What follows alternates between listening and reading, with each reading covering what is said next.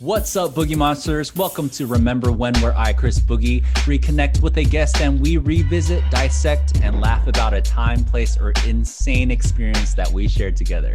I'm your host, Chris Boogie. You can find me on Instagram, Twitter at Chris Boogie with a Y, and on YouTube at Chris Boogie Marcos. Today, I have Tim Brown.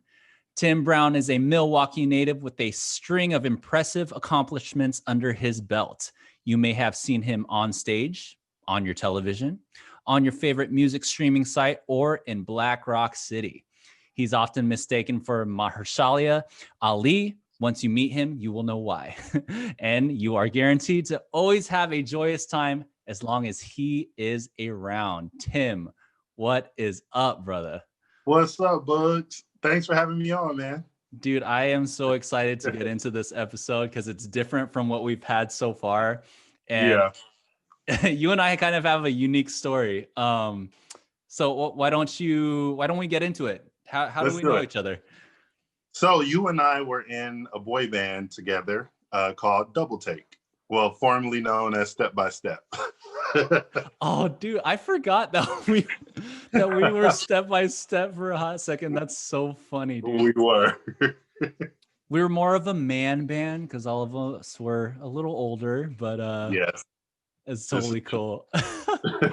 We were definitely a man band, but it was fun. It was good times. So how did you audition for it? Like, how did you find out about it? So I was thinking about it and I was trying to remember how I heard about this. And I don't know if I saw it on Facebook or if I was on some kind of site. I don't know, but I remember there was like this form that I had to fill out and I filled it out. And this guy named Michael Harris, who was one of the managers and organizers, person who put this group together, hit me back in like 20 minutes and was like, oh my gosh, I looked at your stuff. Like, you sound amazing. Here's a little bit about what's happening. We have this one big gig coming up, followed by some corporate gigs that we're trying to line up for 2 or 3 times out the week. So if you like this one and you want to stick around for the long haul, then, we'd be glad to have you. And that's kind of how that happened. I think that was September of 2017. So we had to, you sent in a tape, right? Like an audition tape? No, I just sent clips from YouTube, from my YouTube channel. Oh, what did you send? I think I sent him Striving, of course, because I had just done music video for that. Keep striving.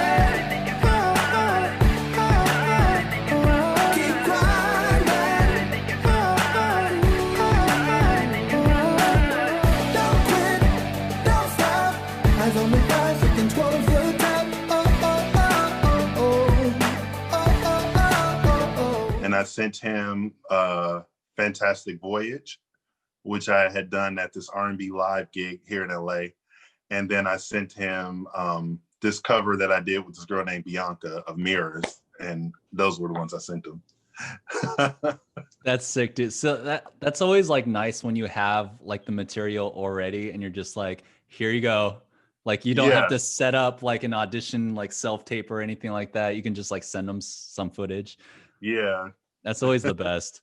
It's good to have clips on hand for moments like that. Yeah, man. So my friend that I was backup dancing for at the time, Clint June, he was in the group before us. Gotcha. Okay. So we were like the second inclination of the group. But he was in the group and ended up having to drop out, but he recommended me to Michael, and Michael hit me up. I was back home in Monterey at the time, and he was like, dude, so checked out your stuff. We got this boy band thing. It's really fun. Do you like boy band music? I was like, dude, I'm a 90s kid. Like, all I listened to was Backstreet Boys, NSYNC, 98 Degrees, all that jazz. So he was like, well, if you're down for it, like, we'd love to have you. I feel like that was like the easiest thing I've ever booked. Right? Because he was just like, here you go, here's the job. And I thought initially it was only for the gig. Like we were booked for the Arizona State Fair. Right. Yeah. And I thought it was only going to be that. So it was surprising that we got to carry on with the project. But what was your Yeah. first like initial reaction when you booked it? Are you the type of person that like gets to work, starts researching, like learn your stuff, or did you kind of like wallow in the excitement for a second? No, I absolutely as that way. Like you, I was looking at it as a one-time gig too. Like I didn't know if it was going to be something that I was going to continue with, if the opportunity was even there to continue with it. But I was excited. It was something unlike I'd never done before. Of course, I've been in like bands and choirs and stuff, but I've never been in like, well, that's not true because I was in a gospel Christian group.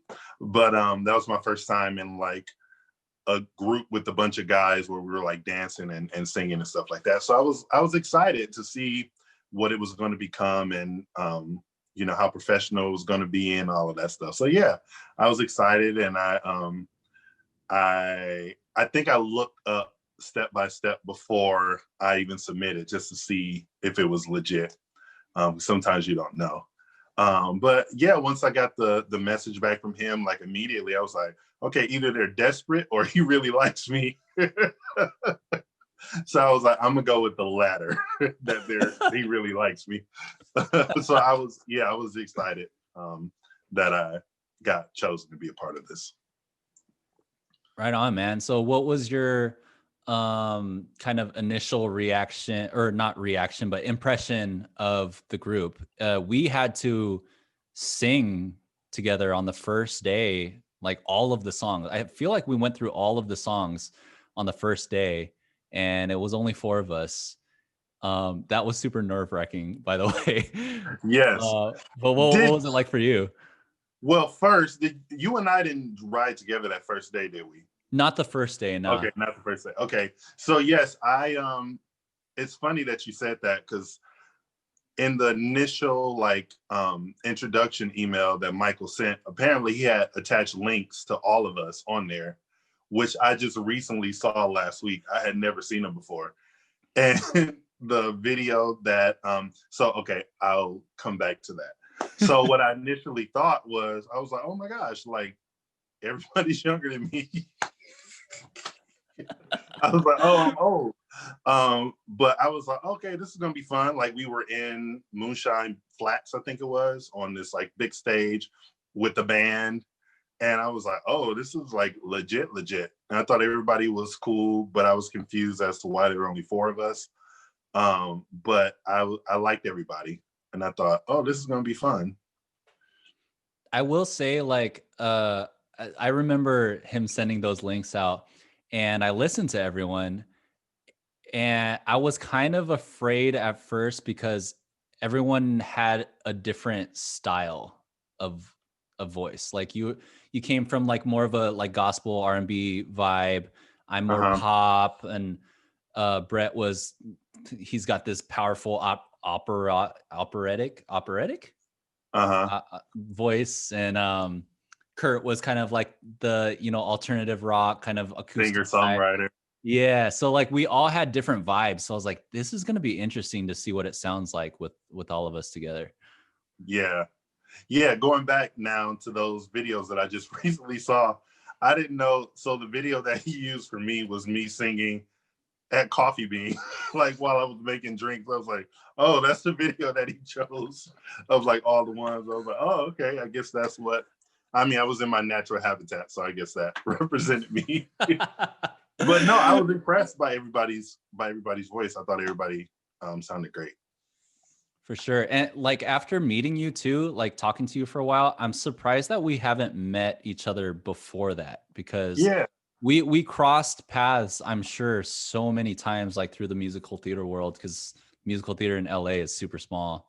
Yeah. You want to know something funny? I know what this episode's about. We were both at Callbacks in the Heights. That's right. You did mention that. That's so crazy. I just talked to Marissa a couple weeks back about that whole experience. That's right, dude. So gosh, that's so crazy. So many people. I remembered you like after you talked about it. I was like, oh my gosh, that's the dude that was like dancing his ass off the whole time, like at the callback, because I think it was you and her up for Graffiti Pete. And I knew Marissa before because she's best friends with my other friend.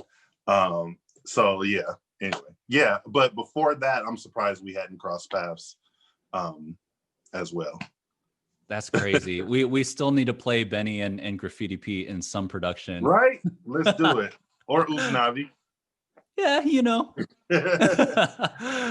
So what was your rehearsal process like? I'm sure like I know for me at first, like they presented such a strong like first impression, like you said, with the venue, the band, the sound equipment, like all the works on the first rehearsals. But then we kind of hit this point where I don't know, we weren't doing a lot of the work, but there was more effort asked from us. Was it the same from you? Yes, it was. Going in, of course, it's like the first day of school. You want to be prepared and know your material. So I was familiar with a few NSYNC and Backstreet songs and some of the other bands that we did, but some of them I just didn't know at all. So I had a whole bunch of work that I had to prep work that I had to do. And I was just like, I just don't want to be the weak link. I don't want to be the weak link. So I went over these songs over and over, and I was like, okay, well, luckily where my name is on these, because he printed out lyric sheets for us about who's singing what. And so I was like, well, as long as I know my part, and then when we get to like the harmony, I can harmonize. So like, that'll be easy. I can just, Yeah, harmonize. for all the listeners out there, Tim can find harmony in anything. He doesn't even have to know the song. I remember a specific rehearsal where you were like, I don't know this song. You listened to it one time, and then the second time we went through, you had your harmony, you had your lyrics. Like it's so like not human, dude. Oh man, I don't know where it comes from, but yeah. Anyways, go on. Sorry, I cut you off. Keep going. No, you're good. So I think that as far as you're talking about like the work part, in the beginning, it didn't feel stressful to me at all. I think we were just figuring it out as we went along, which I quickly learned that, okay, in the beginning, it was set up that we, it was all laid out. We had vocal coaches, we had choreographer and all of this. And then towards the middle and towards the end, then it started changing to, oh, well, now it's just us. Well, I guess, never mind. That's something else. So for the Arizona gig, yes, we had all of that lined up. So that wasn't stressful to me at all. Yeah, that's where everything kind of like shifted, because we did the Arizona gig. Well, we rehearsed in San Diego for like a week, 2 weeks, like every day. Like you and I carpooled from LA to San Diego multiple times. Yeah. And then, so we did that. We went to Arizona. We had a great time. Well, let's talk about that performance for a hot second. Which one?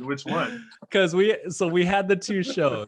The first one, oh my God, I felt like I've never felt, okay, I don't want to say never, but I did feel like on stage, I was looking around and I was like, dude, this is bad. Like, we're pretty bad.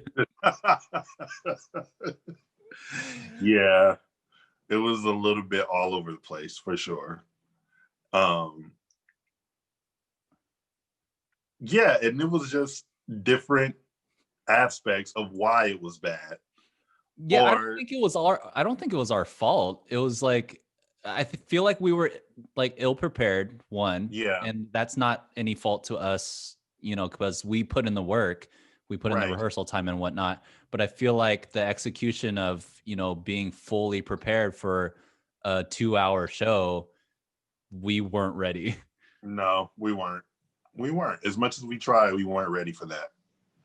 But that second show, we said, forget it. We're just going to go out there and have fun. And that's exactly what we did. And I think that made the audience have more fun as well. Because we were just like, at this point, we're already up here. We saw how the first half went. Let's make the second show just like, let's just have fun. I think it was the better one. Yeah.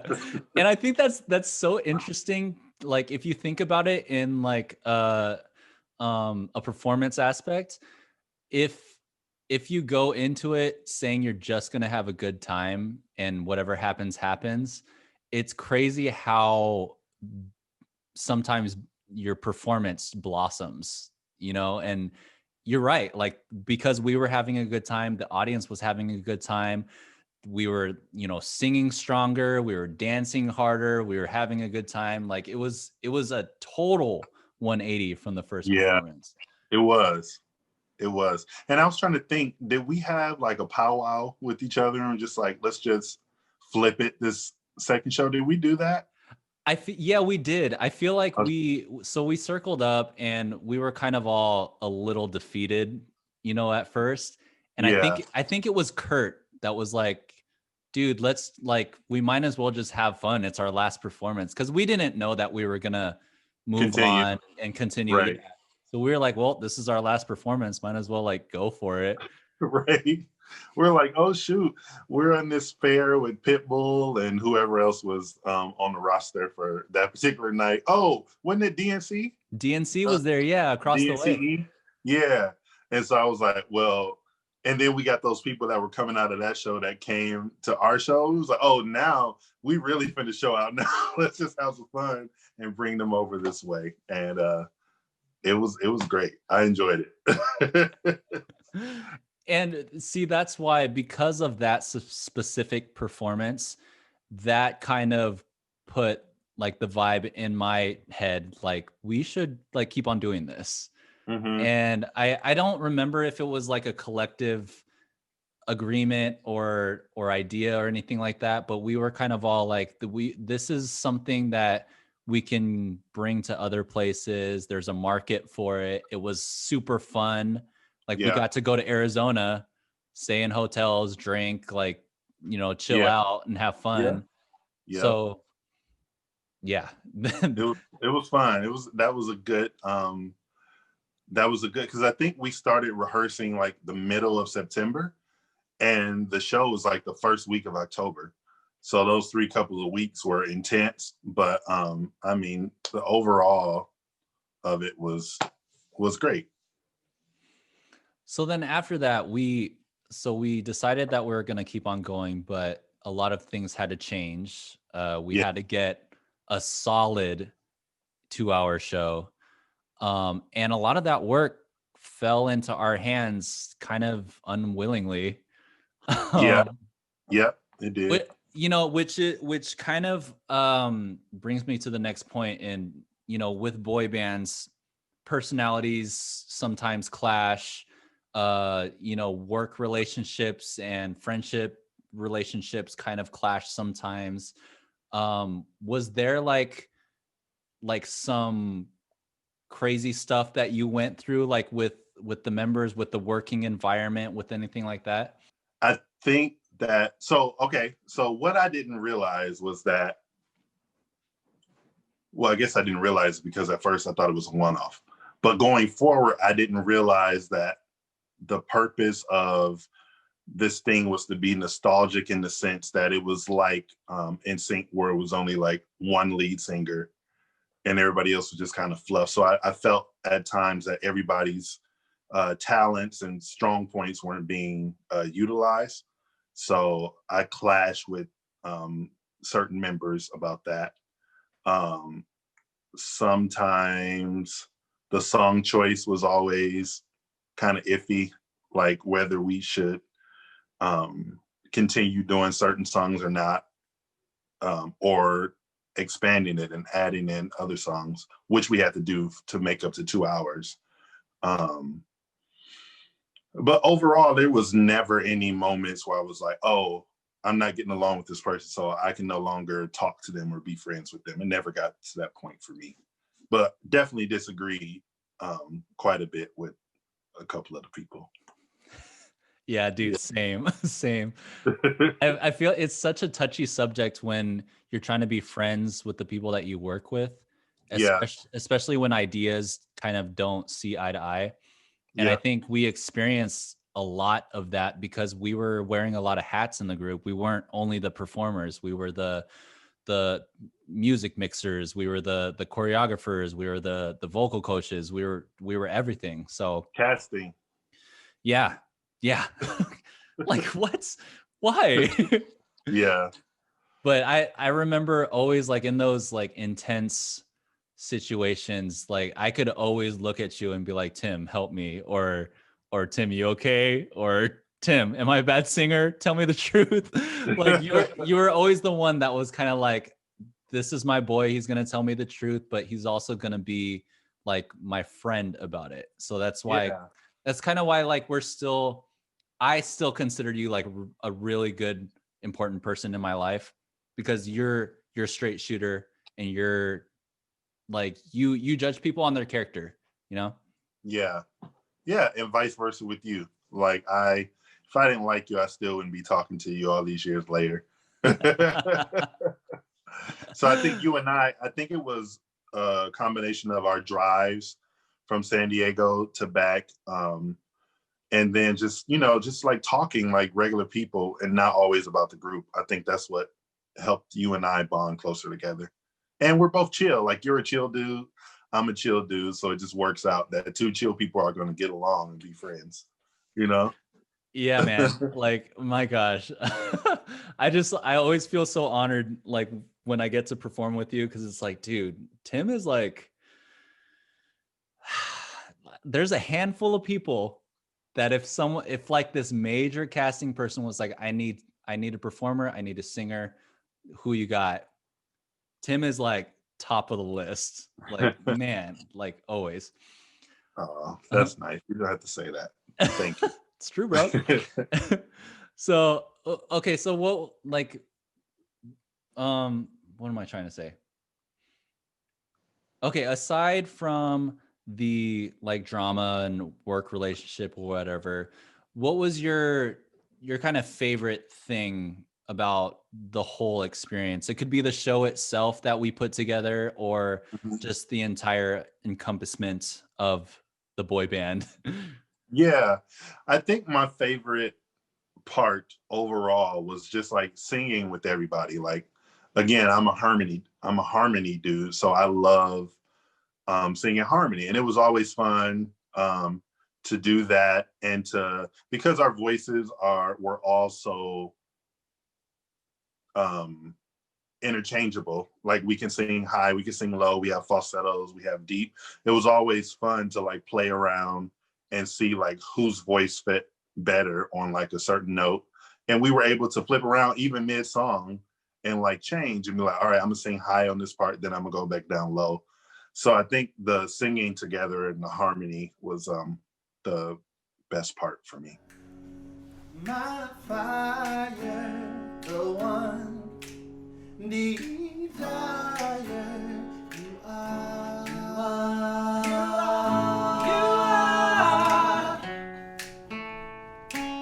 Don't wanna hear you say ain't nothing but a mistake. Don't wanna hear you say never wanna hear you say I want it that way. Yeah, I agree. I feel like some of the funnest parts were just sitting around singing the songs and it sounding so good. Like Yeah. I'll just rewatch clips of us just singing at rehearsal, not even like dancing or anything, just standing around singing. And it's like we found that good balance, that good, 4-part, 5-part harmony. And Yeah. it was just like pleasant to listen to. Yeah. I agree. Especially growing up listening to boy bands, and like I always wanted to be in a boy band growing up, but I never thought I was actually going to be singing these songs like in front of people. Right. It was it was nostalgic for me as a performer. Yeah. That's awesome. Yeah, for me too. I didn't necessarily listen to NSYNC and Backstreet Boys. Like I was more of a 112, Boyz II Men, Another Bad Creation, Drew Hill, like those sorts of of bands, but of course I knew who NSYNC and Backstreet Boys were, and 98 Degrees and All for One. Like I knew who they were, but or New Kids on the Block was like my thing, like back then. Oh shit, I feel old. But I've always appreciated NSYNC and Backstreet Boys. So they had great songs. The more that I dove into it and started to learn them, I was like, oh, they really had great songs. So, and people still love them. Still love them. Like Still... that's the thing about a nostalgic group. Like you can still play these songs and people know them word for word. I'm like, oh, I'm gonna go see that. So that's a good thing that that the Double Take has. For sure. So what was your not so favorite part? It's funny, I thought about this too.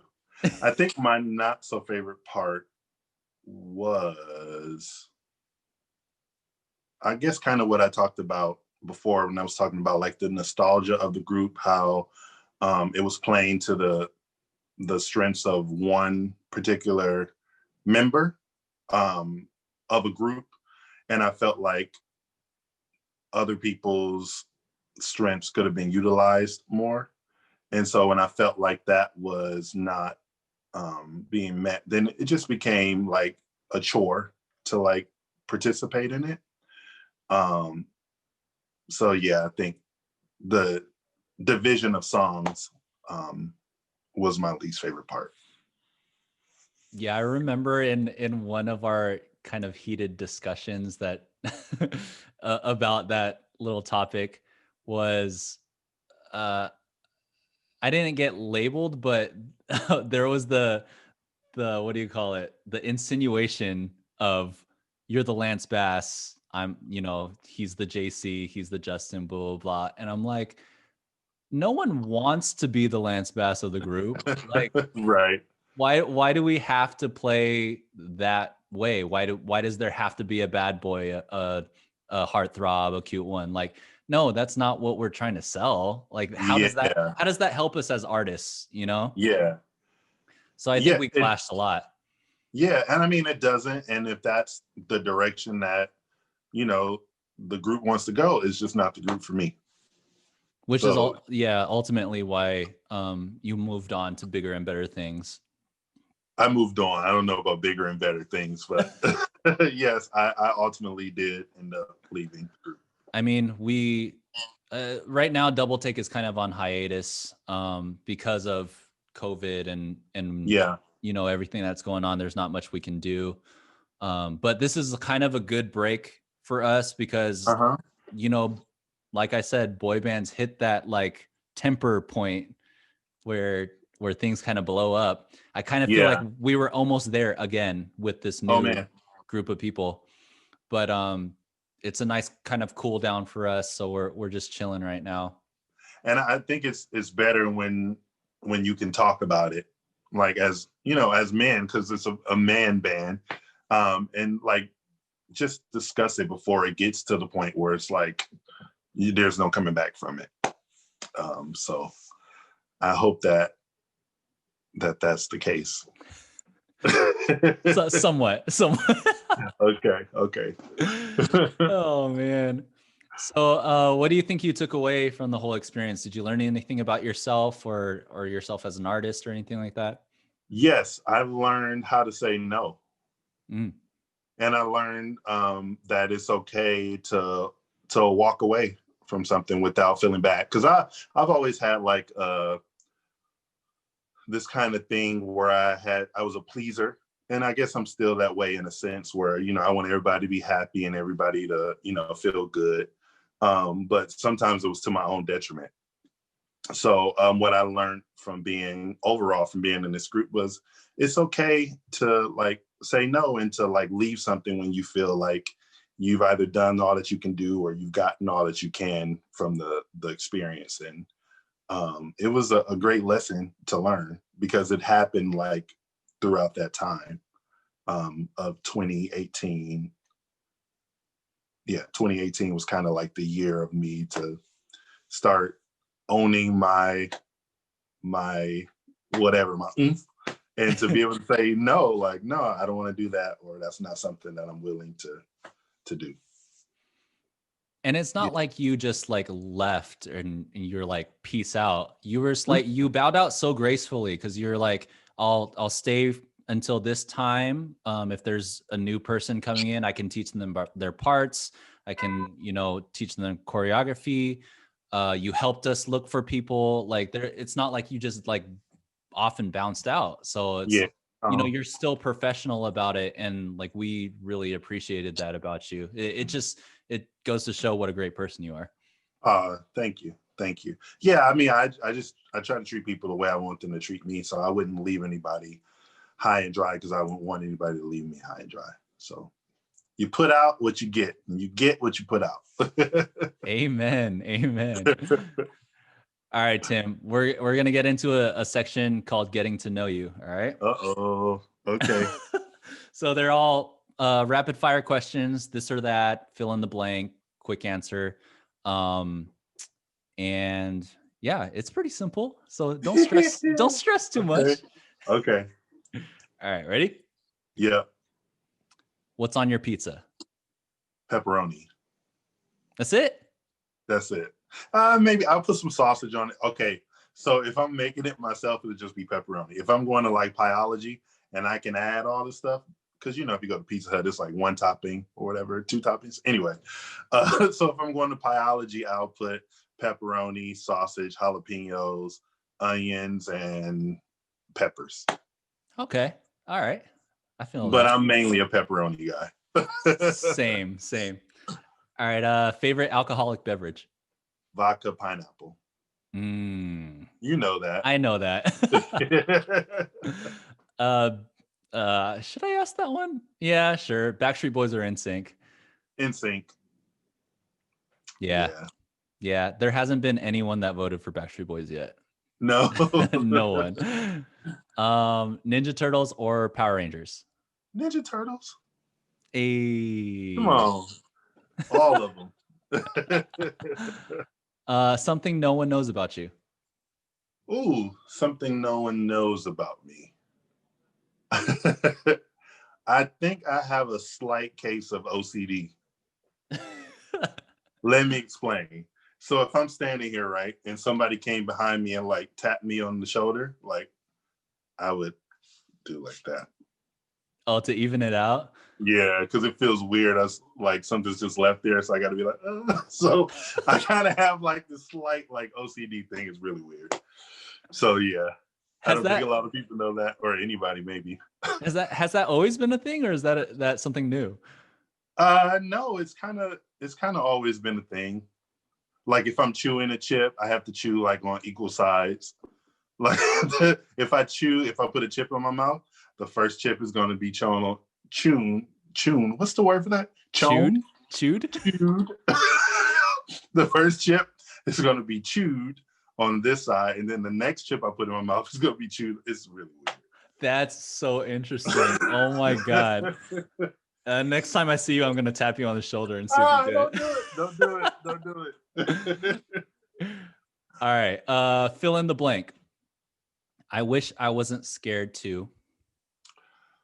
I wish I wasn't scared to. Ooh, I was going to say move back to New York, but I don't think I want to move back to New York anymore. Earlier this year, I did want to move back to New York, but I was scared of just kind of like starting over with every time I've gone somewhere, I've always been set up. So when I moved to New York the first time, I was in student housing, so I was set up. When I moved here, I was in student housing, so I was set up.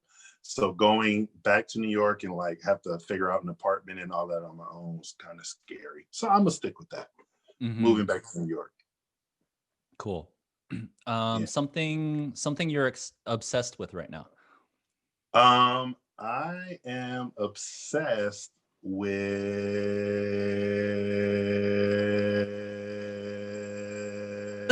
I was trying to think of Netflix shows, and there's not a Netflix show right now that I'm. Oh, Mountain Dew. I'm obsessed with Mountain Dew. Always. That's not now. That's always. Oh man. Something you hate that everyone else loves. Um, what's the show? P Valley. You're like, I don't even know what that is. What? There's a show on, I think it's Star, it's called P Valley, that a lot of my friends are watching and always like, oh my gosh, you need to watch P Valley. And I'm just not into it at all. Well, apparently it's not that good if I haven't heard of it. Yeah, I'm not into P Valley. I'm not into Schitt's Creek. I'm not into what's the one with the Queen's Gambit? Like none of that. I did watch Queen's Gambit. It was very good, but all those other ones, no. Who was your childhood celebrity crush? Ooh, my childhood celebrity crush was Nia Long. Nia Long. Yeah, you're like, I don't know any of these things. Wait, who is Nia Long? Okay, so I'll go new school for you. So she was Will Smith's girlfriend on Fresh Prince, last girlfriend that he was going to marry. Lisa? Lisa. Yeah, that's Nia Long. Oh, okay. Friday. But back in the day, she was on like Friday and like all of that. Yeah. Right. Okay. I'm feeling that. Favorite TV show growing up? Fresh Prince of Bel-Air. Yes, dude. Did you watch the reunion? I did. I cried. And then I watched the Red Table Talk and I cried again. Oh my God. Like, this is what we've been waiting for. Like, it was such a great like little change in 2020 to watch something like that. It just made you feel so good and nostalgic. And I loved it. And I like that little Nikki came back. Yeah, looking all gangster and stuff. Yeah. I was like, oh, it was so good. It was so needed. Oh, yeah. This is a quick tangent, but do you think that Aunt Viv Will Smith thing was legit? Like it seemed super awkward at first. Do you think they actually like reconciled? I do think it was legit. So when I initially watched the HBO special, I was a little bit I felt like I was missing something. And what I felt like I was missing, I got on Red Table Talk. So when he was talking to Aunt Viv, it felt like kind of one-sided and like he wasn't really saying anything. And then I realized that was the edit. That was the way that they edited on the show because they knew that this Red Table Talk thing also was happening and was going to come up. And so when I watched the Red Table Talk, they showed more of the interview that they had. I didn't know at one point she like got up and walked off set because she was crying. So I felt like Will took more accountability on the section that we saw on the Red Table Talk episode than I felt like he took in the series portion that we saw. But yeah, no, I do think it was legit. I think they're both tired of talking about it. It's been, 17 years or something like that. So I think it was good, and I'm glad that it happened this year. Too. Yeah. How perfect. Yeah. All right. One thing you want to be remembered for? I want to be remembered for my heart. I want people to know that if I was going to cuss. I want people to know that if I fucked with them, I fucked with them. There you go. I want people to know that, if I cared about them, I really cared about them. And I wanted what was best for them. I wanted them to feel loved and appreciated and understood. And I want people to remember that about me. Amen. You're on the right path, brother. All right, so Chris, I fucked with you. Hey. Sorry for everybody who's watching this that don't curse. Sorry. All right, last question. I have to ask this question. Sometimes it gets edited out, but okay. If you had the ability to go back in time to the whole boy band experience, would there be anything that you would say to someone or change or, do differently? Yes. I would tell my friend, who I'm talking about, to hang in there and stick with it. Because I think this could be something that would be great for you and for us, and it's something that you love. And I think that we could take this thing places. So I think I would have said that. Yeah, I forgot about that whole aspect. I Yeah. I feel like that would have changed the direction completely of the whole Yeah. thing. There was a lot of stuff going on, and I was definitely being respectful of that, and like listening, and concerned, and just kind of letting him go through it. But I think maybe if I had said that, maybe that would have altered kind of like some of the events that happened, but maybe not. I don't know. But closed mouths don't get fed, and I kept my mouth closed, and we didn't eat. No.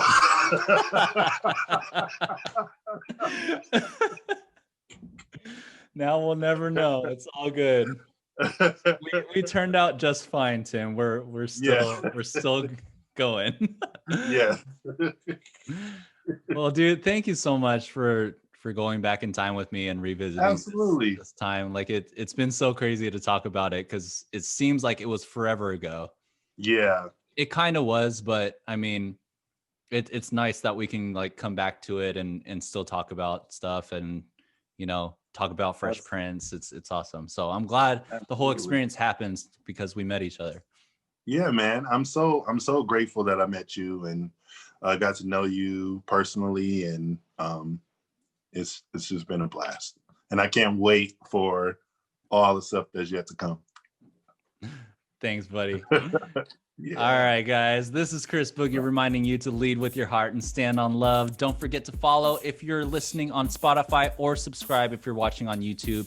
And as our Aristotle once said, it is during our darkest moments that we must focus to see the light. Deuces.